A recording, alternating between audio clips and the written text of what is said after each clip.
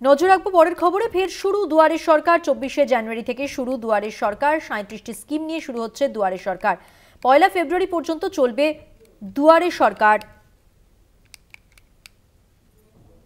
24শে জানুয়ারি থেকে শুরু হবে এই প্রকল্প। 37টি স্কিম নিয়ে শুরু হচ্ছে দুয়ারে সরকার। 1 ফেব্রুয়ারি পর্যন্ত চলবে।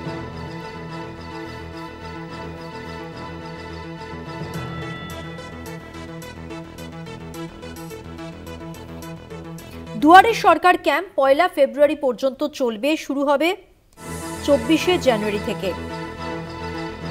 দিনক্ষণ জানানো হয়েছে রাজ্য সরকারের পক্ষ থেকে। মোট 37টি স্কিম নিয়ে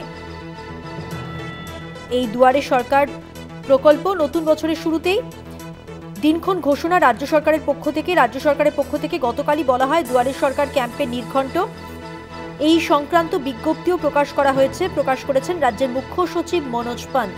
বিজ্ঞপ্তি অনুসারে 24শে জানুয়ারি থেকে শুরু হওয়ার দুয়ারে সরকারের শিবির চলবে 1 ফেব্রুয়ারি পর্যন্ত। অবশ্যই রবিবার বা সরকারি ছুটির দিন বন্ধ থাকবে এই শিবির।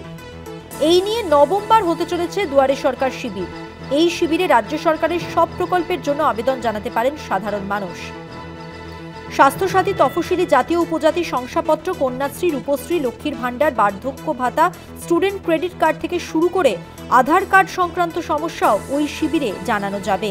দুয়ারে সরকার শিবিরে যেসব আবেদন জমা পড়বে তা 28শে ফেব্রুয়ারির মধ্যে স্ক্রুটিনি শেষ হবে।